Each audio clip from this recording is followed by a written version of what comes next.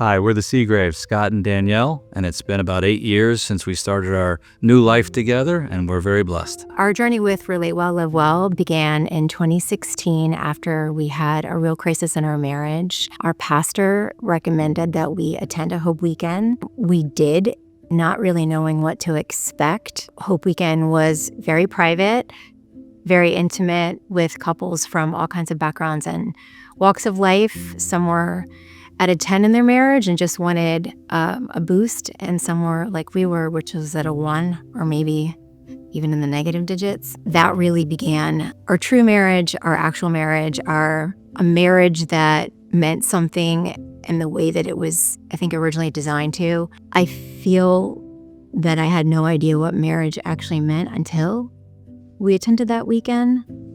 I didn't have any relationship tools. I don't think either of us did. So 2 years ago, we sat down, our 4 boys, and told them that, I cheated on their mother and cheated multiple times, and it was difficult, especially for our youngest to understand.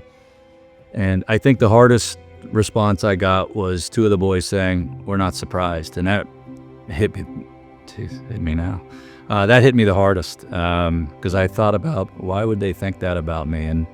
And I thought I was hiding everything so well, but clearly I wasn't. And so our hope, our prayers are that our boys, understand that there's such a different way of living, and to be a real man is not what I was doing, but to be a great husband, to be a great father. And so our prayers daily is that our boys grow up to be good Christian men, that they're respectful of women, they're respectful of the institution of marriage, and know that God's watching. One of the exercises we did at Hope Weekend was the genogram, and this always stuck out to me. Start with your grandparents, then your parents, and then you.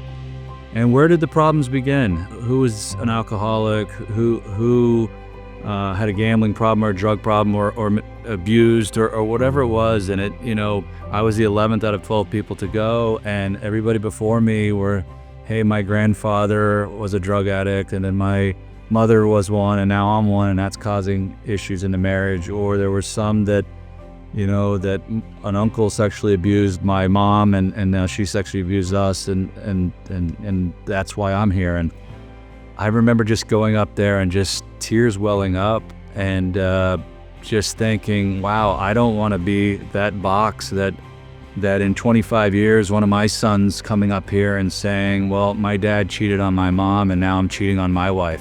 And I just didn't want to be that box that anybody pointed to. So I knew it was time to get my life in order. From that point on, we've had an ordinary marriage like everyone else does. We have great moments, we have terrible moments, we have a lot of simple joys from realizing that the simple and most beautiful things are laughing with your kids, seeing a game. All the cliches are true. The things that you don't think have much meaning in the end are all of the moments of joy. Even the fights, even the tears, even the times where you feel like you don't want to keep going. I think that marriage is God's way of sanctifying you as an adult.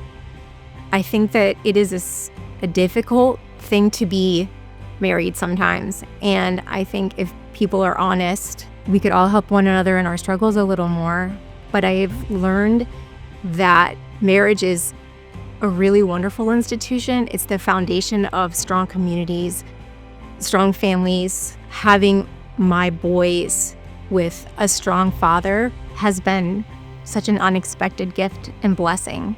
And I cannot imagine what my children would have gone through had we not made it. They look to him, especially as they've grown, for leadership, for throwing a football, for fun, and learn how to be a good provider. And those are qualities and traits that I, as their mother, simply cannot teach them. So a lot of hard work has gone into restoring our marriage, restoring our trust, restoring, any credibility for me as a husband, as a father, as a man. There's not a week that doesn't go by where I'm just grateful to God that I'm in this house, that I'm raising my children, and grateful for Danielle that she was able to lean on a lot of good supporting cast, including folks from this organization, to find forgiveness so that we can stay together. There's no magic wand to say, hey, your marriage is perfect now. No, we have a long way to go.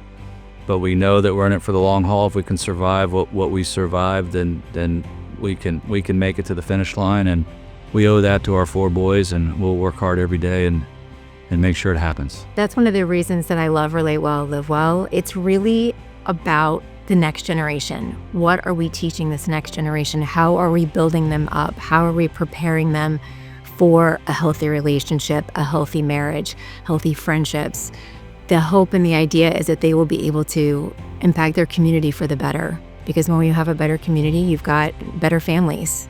And generationally, that's my prayer for my children, is that they will raise up their own family in a way that reflects the glory of God, and that they will be a blessing to many in who they are as adults, as husbands, as brothers, and as parents.